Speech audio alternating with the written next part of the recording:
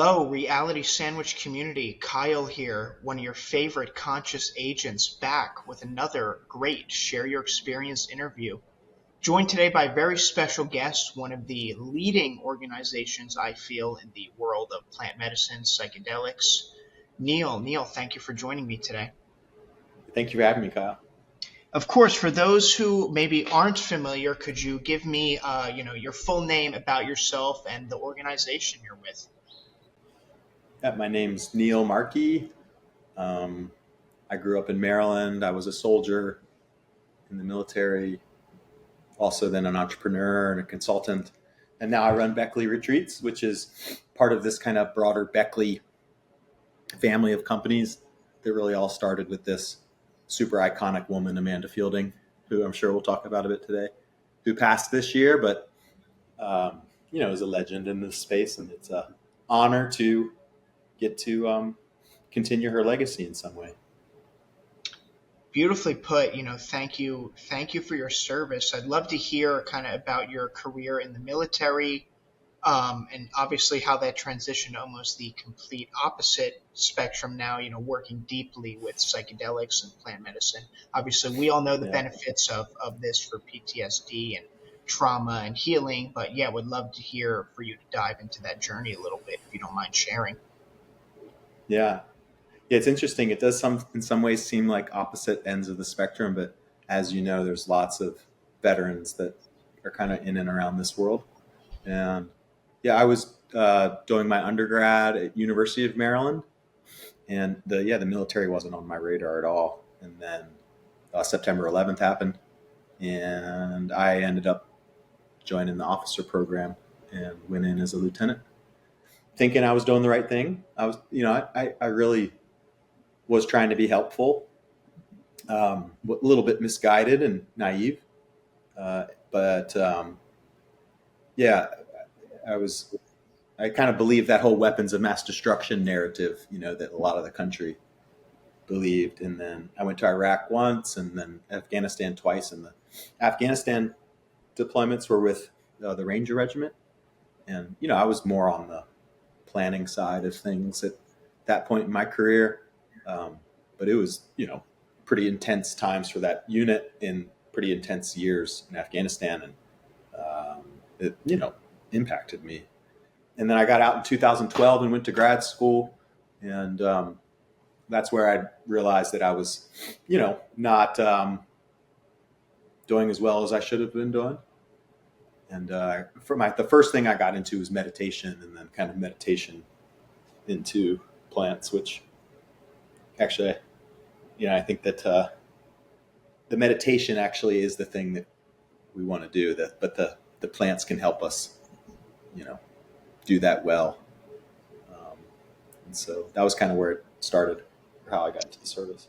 What was your experience with plant medicine setting, prior to that, where you tried cannabis as a teenager, and then again, getting into meditation? How did that evolve into you wanting to participate in a plant medicine ceremony, or what was that first experience?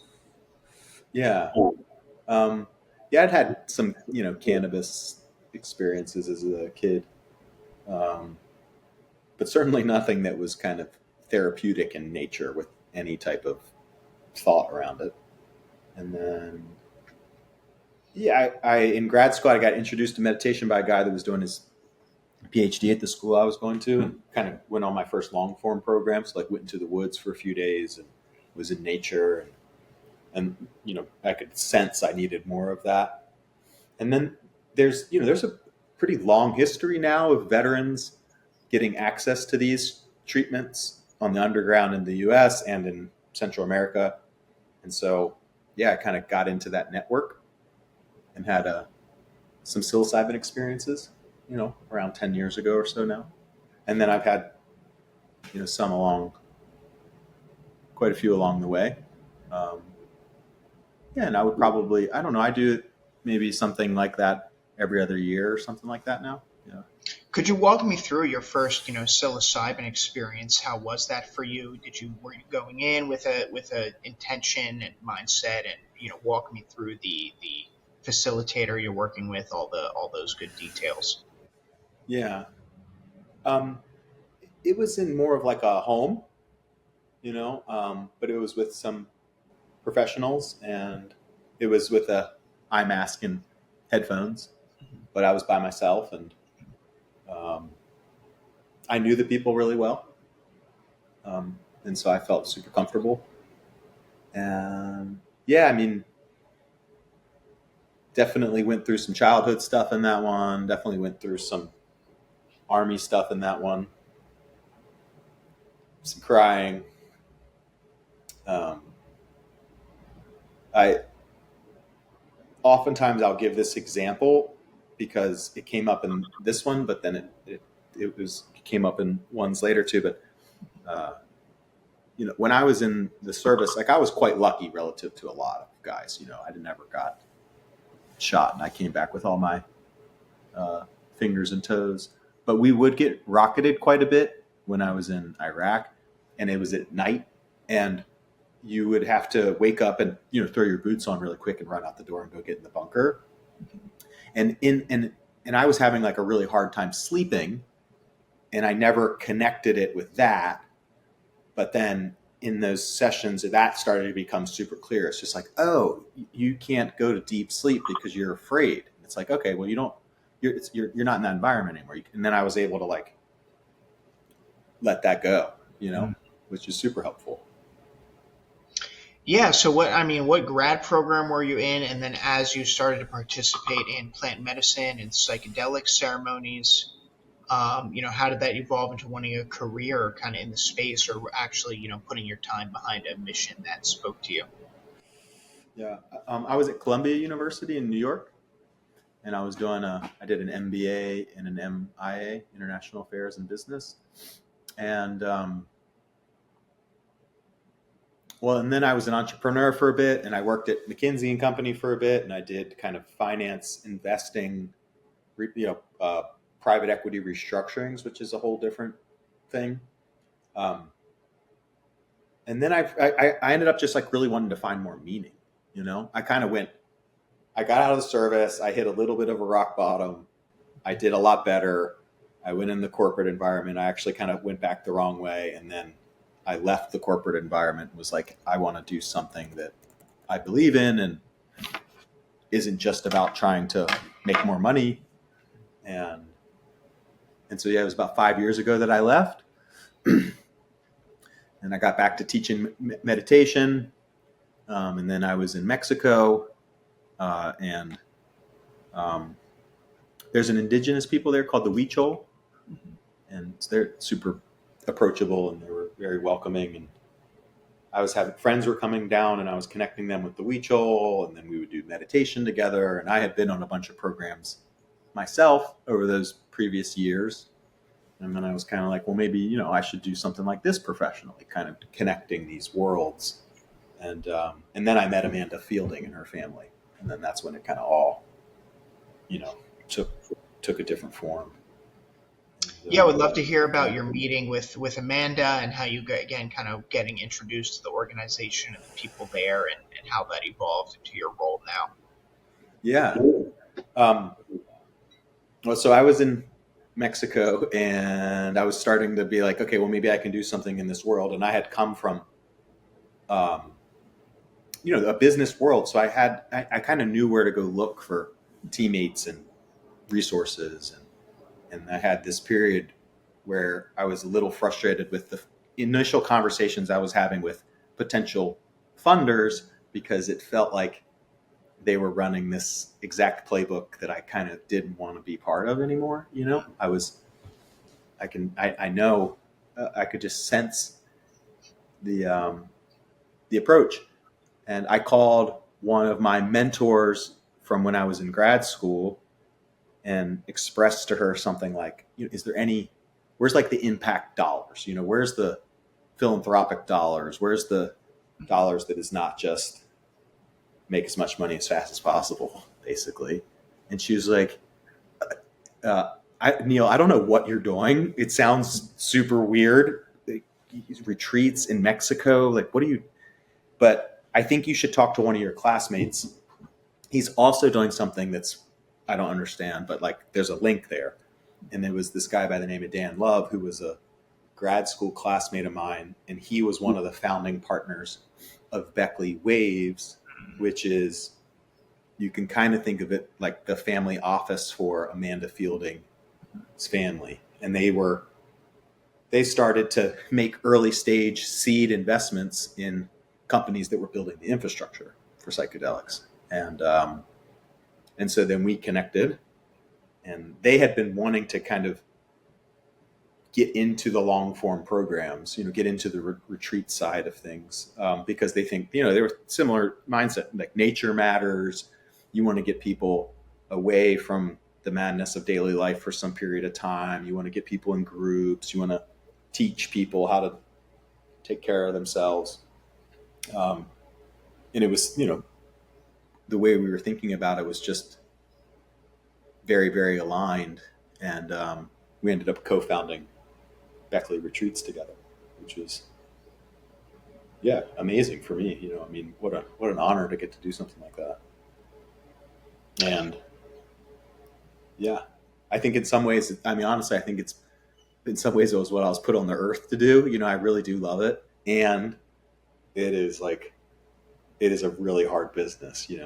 It's like the opposite of a set it and forget it type of, business where you can just scale it and make a boatload of money. And it's interesting and it's meaningful, and I think it's worthwhile, With the rise of popularity and mainstreaming of psychedelics, there are a lot of retreats out there and a lot of people claiming to be a facilitator or shaman. Again, one of the popular business models was to quickly launch a psychedelic facilitator training course and get people certified to do that. How is your business model copacetic and different, and how do people identify a retreat that's right for them, and who is Beckley, retreats for? Yeah. It's definitely kind of important to ask a lot of questions right now, because there's not a lot of regulation, and it's kind of all over the place. You could say that yoga, in terms of training and standards, is more, it's more clear on that than it is on this, and this has a lot more risk and consideration. So definitely ask a lot of questions, and a lot of it is intuition and fit. Like you should. Ultimately, like how you feel really matters. You need to feel safe. But we look for facilitators that have, at least our leads, come from medicine or mental health services, so doctors or psychotherapists that also have worked on the underground or in other places for a long time and have like a clear, demonstratable experience with holding these group sessions, because it's a special skill, and it takes some reps to learn how to do that well. And I think that, we always thought that this experience is so dependent on the facilitation in some ways. That's so important that we were always kind of, part of our plan was, find the best, and then that'll reduce risk and that'll improve outcomes. And that's how you'll, run a sustainable organization in this field. And so, we pay really well. And that allows us to then be very selective around who, and then, generally people think it's really cool to affiliate with Amanda and her legacy. So we've been able to just be very selective. And we have, I think, some of the best. There's many good facilitators, but we have really, really, really good ones. There's a way to this. It's an art form in some sense. And our programs they're non-medical. So I think this is an important thing too. Like a lot of the research conversation is around these experiences for clinical indications, treatment-resistant depression, PTSD, these types of things. We're super supportive of that. It looks, for many, it's so helpful. But our programs are more for what we would, sometimes refer to as like the betterment of the well. We screen out severe indications, and it's really partially because we thought that was kind of an unmet need. That there are people that aren't clinically indicated that can get a tremendous amount of value out of these types of experiences, and better to kind of group like with like, have people that want more self-actualization, improvements in empathy and connectivity and things like that, do run those programs differently than you'd run, something that had more clinically indicated individuals. So, and we would, we try and find this balance where we have like very rigorous safety standards and protocols and training, and like we're buttoned up. It's pro, um, but it's not sanitized, Hmm. and it's not so overly structured that there's not some ability for facilitators to flow with where the group is and make some calls. And we play live music during the sessions. It's like there's some real artistry to it, which we think is important and has an impact on outcomes, like making it special as opposed to doing it in a sterile room. So we're thoughtful about that. So and not right or wrong or good or bad.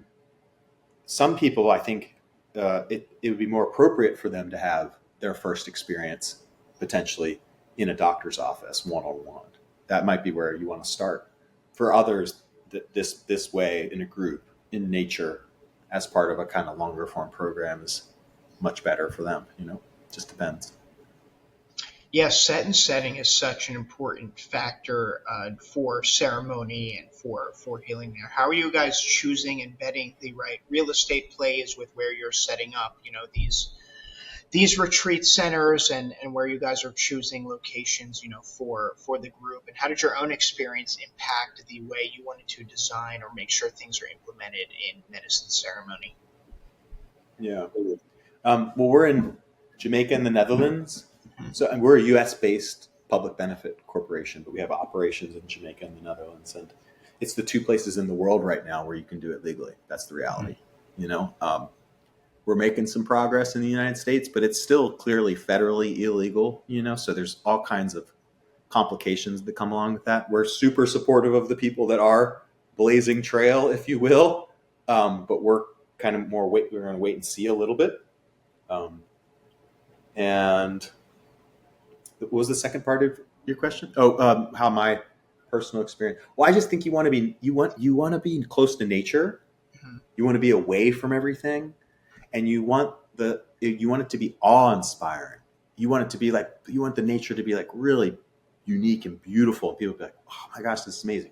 You want to be able to see the sunrises and the sunsets, or get your feet in the water, like those types of. To me, so much of this work is about connection to nature. And we're a part of nature, and so you want to highlight that and show people that. Beautiful. Yeah. So what, tell me about the locations in, the Netherlands and Jamaica, and how you guys set those up.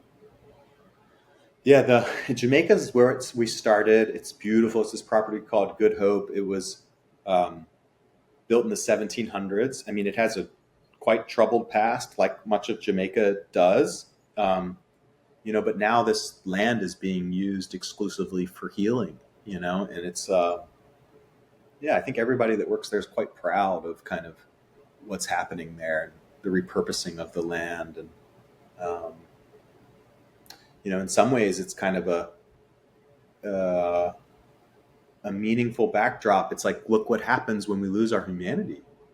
When we lose our connection with each other, like how cruel can it get? You know, um, and we need to, you know, um, yeah. So much of this work is about rehumanizing. Mhm. You know, and so it's a beautiful place. It's a 2,000-acre horse farm now that has beautiful emerald green rivers running through it, and separate cottages, and um, yeah, the grounds are just exceptional. It's like beautiful flora, and it's just like really well taken care of. It's very like memorable. It's got a lot of character, and then it's got a private beach area that we can go to. That's a short drive away, but it's just kind of quiet and peaceful away from everything. You know, and then the Netherlands is beautiful too, but it's more local architecture. It's more forest. But Hmm. again, kind of away from everything. Again, to each their own. But I think for us, we would rather people um, not interact with people outside the program too much, not be distracted, like not have a wedding going on next door or something, or cars, horns and things like that. It's like, take a break, uh, turn the devices off for a bit.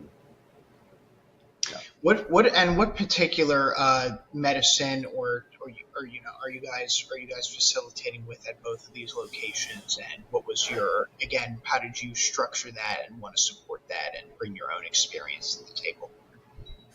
Yeah. Well, we use mushrooms in Jamaica, Hmm. psilocybin mushrooms, and then in the Netherlands, because of the way the laws are written, you use truffles, but it's effectively the same plant.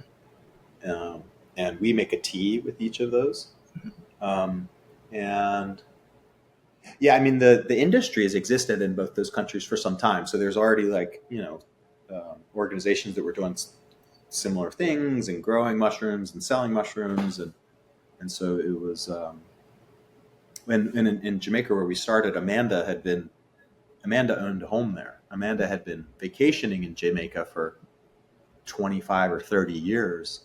So she knew a lot of people. And Amanda had actually helped Jamaica reform some of their marijuana laws because, that's what she was really doing for a while through Jamaica Foundation or through the Beckley Foundation. Um, and so, yeah, we already had some really amazing connections there. And it was in some ways, um, seamless to kind of get up and going. I always say it's very not very easy, but it's relatively easy to run, one or two or three of these types of programs if you have really good people.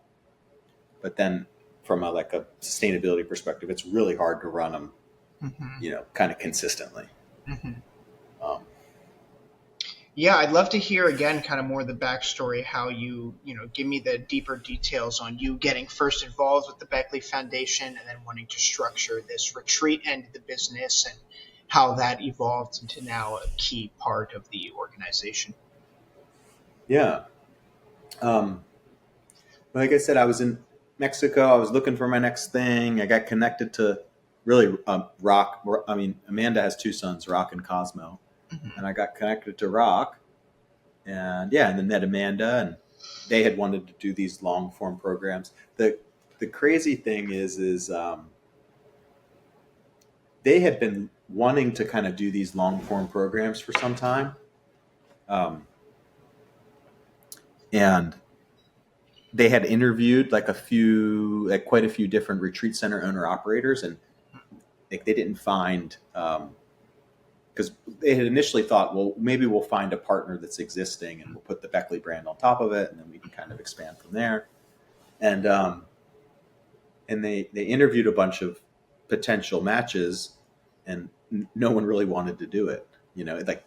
Some people have their own thing and they just want to keep it that way. They don't want to add complexity, and so they were like had a bunch of other things going on, so they were like, well, we'll put that to the side, and when it's time, it'll come to us. And but apparently, Rock said something like, uh, when the time's right, we'll find the right partner, and something like if they had their way, they would find a veteran entrepreneur Hmm. because veterans have been such a big part of this public policy fight and have been kind of demanding change, and they're like that'd be a really good story, and the story matters.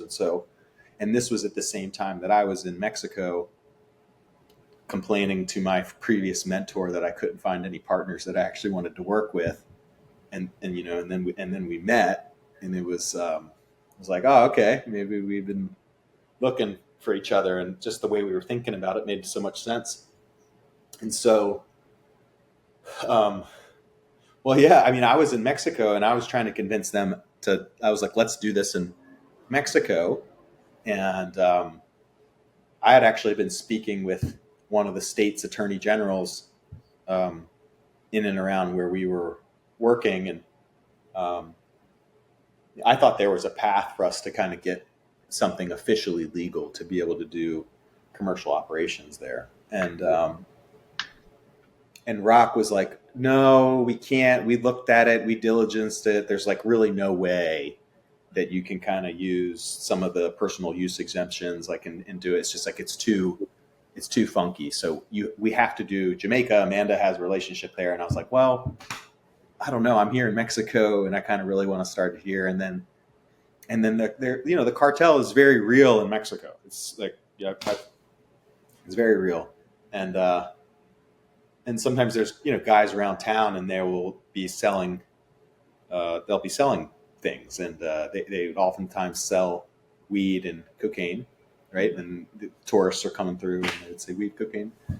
And then one day they said weed, cocaine, hongos, mushrooms, and and it was just so funny to me because they had realized that there was people coming down into the country, and there's mushroom demand, and so of course the cartel's going to get involved in it. I mean, and so it was kind of like in that instant, I was like, oh, we can't do it here. And then I lamented, and we ended up leaving, and I left, and then we kind of went to Jamaica and spent a lot of time there over this next few years, kind of getting things started and building the team there. When you first started to explore your own work with psilocybin and mushrooms, was there any pushback from the people surrounding you, the veteran community, and how did you communicate the benefits to veterans and kind of your colleagues? Well, when I first got into it, I didn't really tell many people at all for quite some time. Um, I was telling people that I was doing a lot of meditation. Everybody knew that I had found meditation and was doing a lot of that. Um, but yeah, the world was different then. You know, it was either um, we've made a lot of progress. People don't, especially if you're using it in a therapeutic way. Most people are like, okay, that's great. It's making you feel better. Then go for it. Um, yeah, now I mean, I'm very open about it. My I don't know what to think of it, but my nieces and nephews call me Uncle Mushroom. Um, so my family knows. They're all supportive of it. I think it's great. Yeah, better Beautiful. than working in these environments where I was really unhappy and wasn't doing stuff that was really helping people that needed. And, it was just not a good fit. So What do you think is the biggest kind of miscommunication or misunderstanding about the quote business of psychedelics and retreats, and how do you kind of craft that into a sustainable model?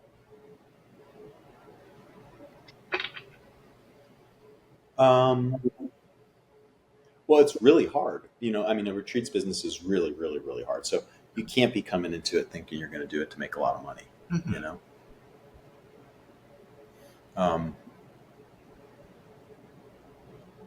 and yeah, it's relatively easy to do a few of them, but it's hard to do them consistently because you just have to, um, it's a specific date, and you need to have kind of your bare minimum. You have to have a certain number of conversions for it to make economic sense. Hmm. And that's just like a hard problem to solve in a space that's new. And there's a lot of questions around it. And it's not an impulse buy, it requires travel, and it's a hard sell in some ways. But I don't know, maybe I think it's worth it. I like hard things. Um, and I think it'll get better as the laws change. Right now where people have to fly, and that's like such a big part. That's tough. Ultimately, we'll have these centers an hour outside of every major metropolitan area, up in the mountains or in nature, and people will be able to do them, and there'll be different cost options available. There'll be really nice ones that are kind of have all of the bells and whistles, or there'll be ones that are more like a meditation retreat now, like a vipassana, where it's like very bare bones and simple, but like that's great. Like sometimes that's exactly what you don't need all those bells and whistles around this work. Sometimes it's better without them. So I think you can get the cost way down for people, and it'll just be it'll be much easier in the future. Yeah, how do you again with the Beckley Foundation, how does the research and the benefits and the kind of name carry weight to what you guys are doing? And then, who is that kind of avatar you're looking for? Who is this right for? You said you avoided kind of more severe medical patients perhaps. So who is your ideal, kind of person coming to these? Yeah. Um, so Amanda passed in May. Hmm. She was 82. Hmm. I mean, God bless her soul. She's a special, special human being, like extraordinary woman. Just hilarious and brilliant and different and creative and fearless. I mean, she's it's so cool to get to have worked with her. I just love her so much. Um, and it's a little unclear what's going to happen with the Beckley Foundation going forward. I mean, Amanda called that her art project. You know, like she was a really eccentric woman, and so I know the family's like thinking through that right now. And we're at Beckley Retreats. We do a lot of research on our own. You know, we're tracking outcomes, and we do that with Yale and Johns Hopkins. And we have our head of research is this really extraordinary guy, Dr. Alsop from Yale. And so we're doing our own research. We want to contribute to the field. This is Amanda's legacy. You know, this is what Amanda wanted to do. So we'll keep doing it because it's good. You know, it's good for the field. It's good for us. It creates credibility, builds trust. So it's just the right thing to do. And then what was the second part of your question? The Who is foundation, your and then yeah, who is or your our ideal customer. yes, yeah. Yeah. Um, it's mostly white collar professionals, you know, but it is a wide range, man. I mean, we've had early 20s to 86, I think is our oldest guest. And it was an 80-year-old woman and an 86-year-old guy, husband, wife, and they came for her birthday. It was the coolest. Super nice. And, and yeah, they all are explorers, you know, they're seekers. Many of them have, you know, tried meditation or have done therapy or have worked with a coach, and they want to kind of continue, you know, peeling back the onion or unraveling the knots or whatever other euphemism you want to use, metaphor you want to use. Um, so yeah, As you've gone all through, different. no, go ahead. Well, I was just going to say that another something I think is so cool is in the Netherlands. You know, handful of years ago, it was almost exclusively Europeans. Hmm. You know, makes sense. But now it's not uncommon for us to have 6, 7 different countries represented, and it's like Pakistan, South Korea, Saudi Arabia.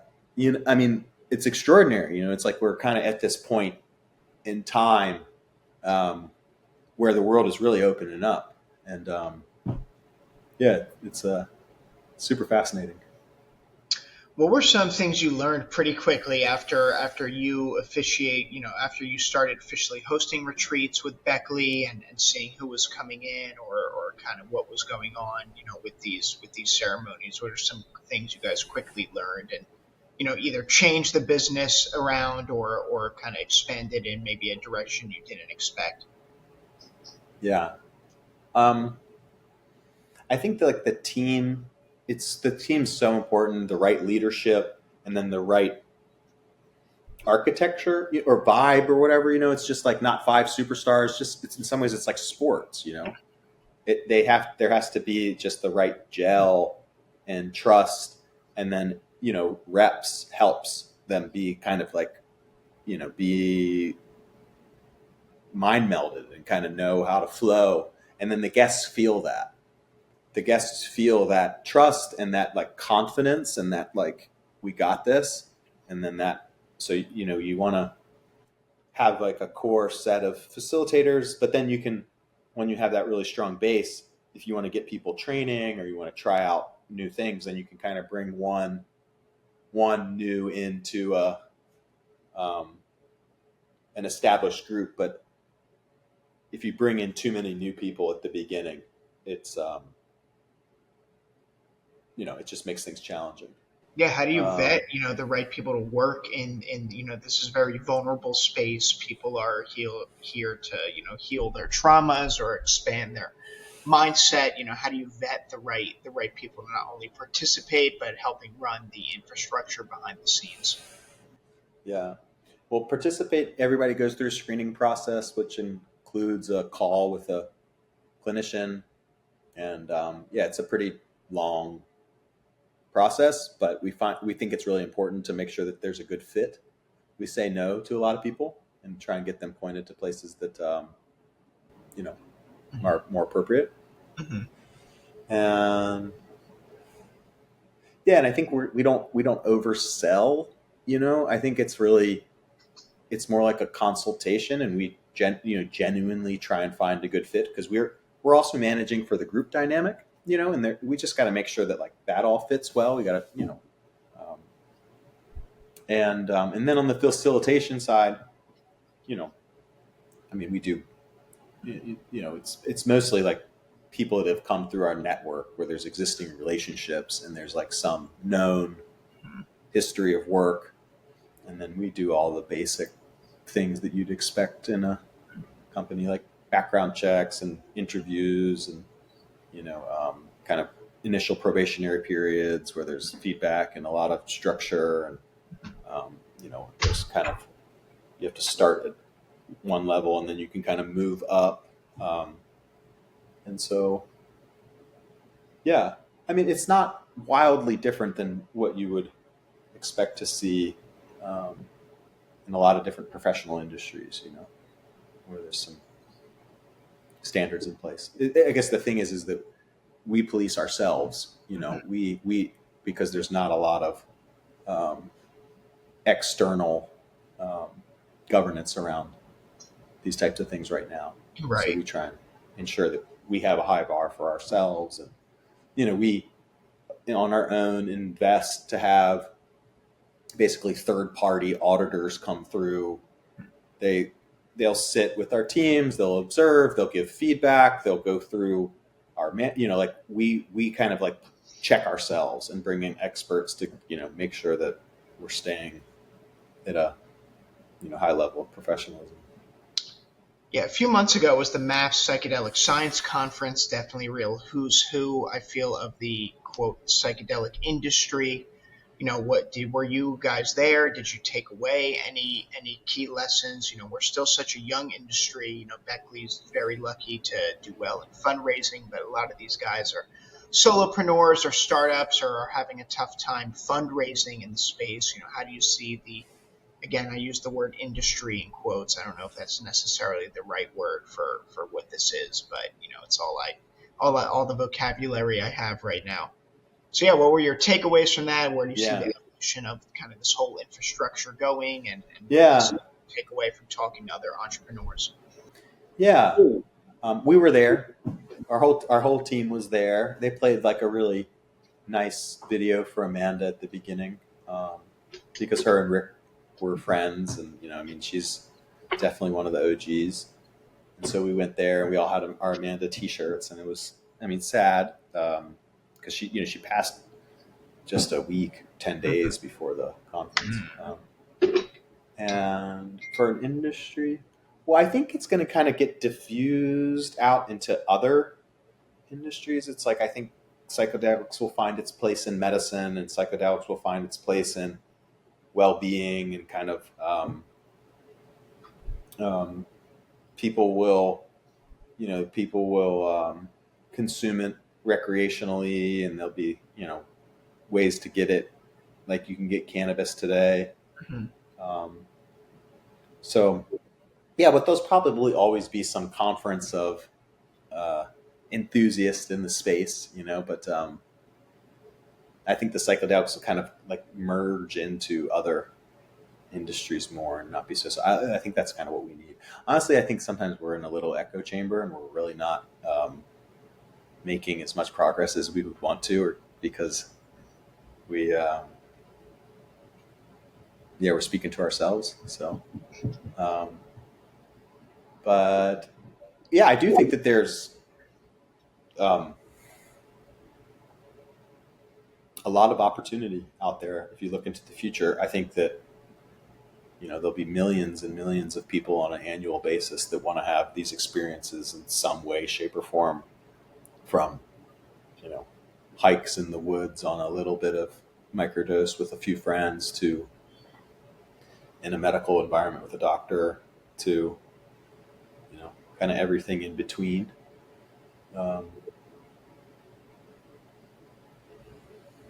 but like professionalism and operations excellence and things like that, like they matter. It's important. What There's keeps you inspired, and when is the next Beckley retreat that people can start looking into and starting the vetting process for? yeah, the guest feedback, and then I got a really good team. I got we got a really good team that is kind of this balance, like really doing this for good reasons, super kind-hearted people that are trying to be better versions of themselves, and very smart and very capable, which is the best to work with folks like that inspire you. And then we do a few retreats a month. So, they're all on our site, Mhm. and we're very easy to get a hold of. If anybody wants to reach out, we'll happily jump on the phone, or we're very responsive through email. So yeah, if people want to know more, they can just track us down. It's just BeckleyRetreats.com. Who was the most either inspiring or surprising person who attended one of your retreats? You mentioned a fun anecdote about the 80-year-old couple that came. Who's been some surprising, you think, people you didn't expect to show up and want to heal up? Yeah, there's a handful, but I think like one of my favorite ones is Jim McPhee, the former COO of Disney World, who's come through twice now and is a sweetheart of a human being, and was the COO of Disney World. He had 80,000 people under his responsibility when he was kind of the man. He started as a boat driver on one of the rides when he was like a teenager and worked his whole way up this huge organization. And he said that he came to ours because we were the only ones that answered his email, I think, or something like that, or picked up his phone call. And so he came down, and yeah, I consider him a friend. And he's like talked about his experience publicly with us. And I mean, who would have ever thought that like a Fortune 200 company's COO would be going to Jamaica to do a mushroom retreat? And then he came back. So that one's pretty cool. That's what it's all about. Neil, thank you for the time today. Where can people follow you, stay in touch with everything you guys are working on, and again, start the vetting process for an upcoming retreat? Yeah, just BeckleyRetreats.com. You just can apply now. And then we're on the social medias, Instagram and LinkedIn, under Beckley Retreats. Beautiful. Neil, thank you. Yeah, thank you, Kyle. Nice to meet you, man.